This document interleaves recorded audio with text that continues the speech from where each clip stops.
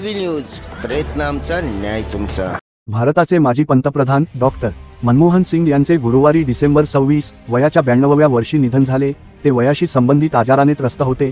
माजी पंतप्रधानांच्या निधनाबाबत दिल्लीस्थित All India Institute of Medical Sciences ने एक प्रेस विज्ञप्ती जारी केली, ज्यात असे लिहिले आहे की आम्ही भारताचे माजी पंतप्रधान डॉक्टर मनमोहन यांच्या निधनाची घोषणा करत आहोत।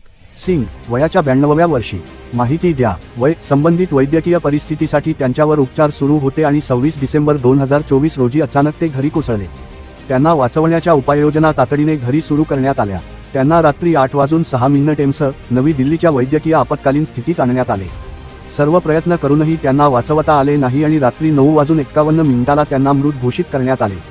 राष्ट्रपती, उपराष्ट्रपती आणि पंतप्रधानांपासून ते देशातील अनेक बड्या नेत्यांनी आणि व्यक्तिमत्वांनी माजी पंतप्रधानांच्या निधनावर शोक व्यक्त केला आहे। भारत सरकारने आज डिसेंबर 27 नियोजित सर्व कार्यक्रम रद्द केले आहेत आणि 7 दिवसांचा राष्ट्रीय शोक जाहीर केला आहे।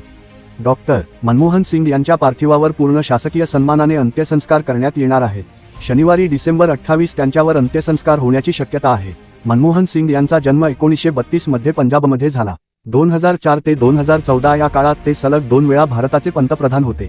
अटल बिहारी वाजपेयी यांच्या नेतृत्वाखालील NDA विरुद्ध 2004 च्या लोकसभा निवडणुकीत काँग्रेसच्या विजयानंतर त्यांनी 2004 मध्ये पहिल्यांदा पंतप्रधान म्हणून शपथ घेतली। 2009 ते 2014 या काळात त्यांनी त्यांची दुसरी टर्म केली। त्यानंतर 2014 मध्ये त्यांची जागा पंतप्रधान नरेंद्र मोदी यांनी घेतली। 33 वर्षे सेवा केल्यानंतर ते या वर्षाच्या सुरुवातीला राज्यसभेतून निवृत्त झाले।